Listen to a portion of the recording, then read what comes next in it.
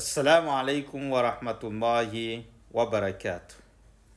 Indraindraitsika olombelona miaina eto ambony tany, tratry ny adi-tsaina, asa loha lava, alahelo, dibon-trosa, fiainana mikorontana, fasahiranana, fitsapana maro samihafa.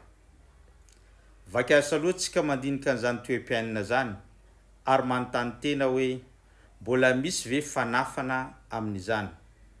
Manontany tena ihany koa hoe misy ve karazana tonombavaka sy ny doa vakina mba hanamaivana antsika sy ny fiainantsika manoloana ny toeam-piainana izay mafimafy na enjana lalovantsika amin'izay fotoana zay.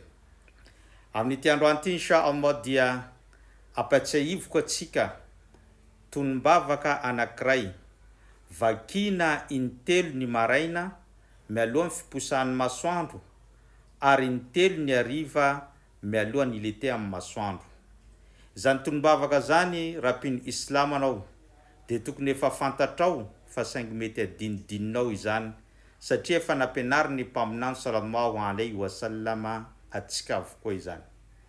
Ndaotsika hiaraka iaina amin'izany tonombavaka zany ka hiteny manao hoe Allahumma inni a'udhu bika min al-hammi wal-hazan wa a'udhu bika min al-'ansi wal-kasal wa a'udhu bika min al-jubni wal-bukhl wa a'udhu bika min ghalabati ad-dayn wa qahri ar-rijal.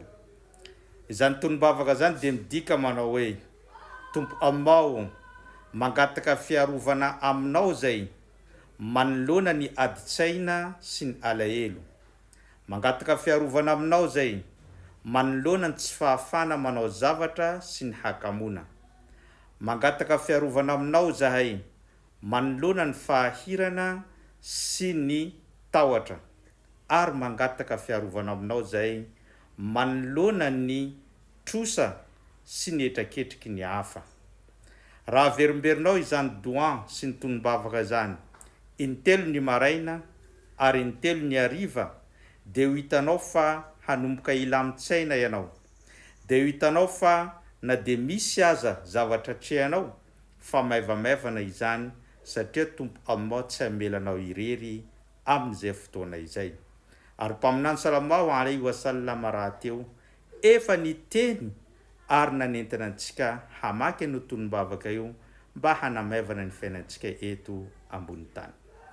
Aparitao betsaka any amin'ny hafa, ampianaro ny vady aman-janakao izany tonombavaka zany mba hilamina ny fiainantsika eto ambony tany. Wassalamu alaikum wa rahmatullahi wa barakatuh.